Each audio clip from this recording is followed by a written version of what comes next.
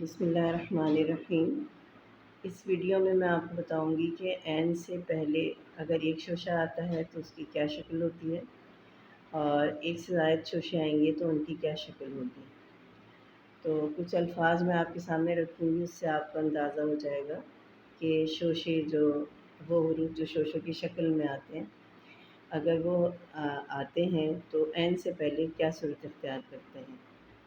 سے لفظ میں لکھتی ہوں مانے، یعنی وہ چیز جو کسی چیز میں رکاوٹ بنتی ہے، اس کو مانے کہتے ہیں۔ تو نون کا شوشہ ایسے اونچا آئے گا اور یہ عین بنے گا، تو یہ لفظ ہو گیا مانے۔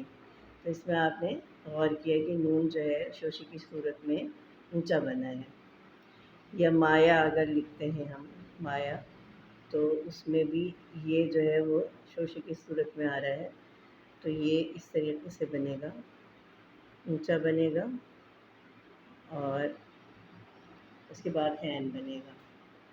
یا مثال کے طور پر لفظ باز ہم لکھتے ہیں، باز یعنی کچھ، تو بے عین اور پھر یہ زیادہ ہے باز، تو آپ نے دیکھا کہ عین سے پہلے والا شوشہ اونچا بنا ہے۔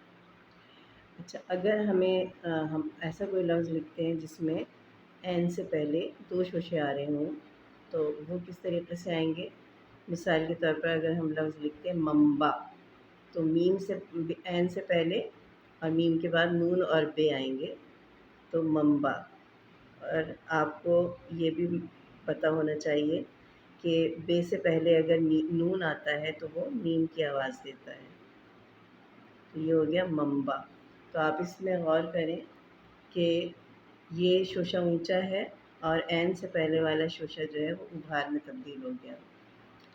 یہ مثال کے طور پر ربی کی فصل ہوتی ہے، تو یہ ربی، یہ دیکھیں بے اور یہ کا شوشہ اور یہ عین،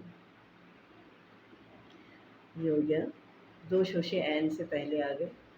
تو آپ نے اس پر غور کیا ہوگا کہ ایک شوشہ اگر آئے گا تو وہ اونچا بنے گا، زیادہ اونچا ہوگا، لیکن جب دو شوشے آئیں گے تو اس میں جو پہلا شوشہ ہوگا وہ اتنا اونچا نہیں بنے گا جتنا یہ بنا ہے، لیکن بنے گا اونچا ہی، اور اس سے پہلے اس عین سے پہلے والا شوشہ جو ہے وہ ابھار میں تبدیل ہو جائے گا۔ تو یہ آپ کو یقیناً سمجھ میں آ رہا ہوگا کہ ہم جب شوشے بناتے ہیں تو وہ کس شکل میں ہوتے ہیں اور کون سی شکل اختیار کر لیں۔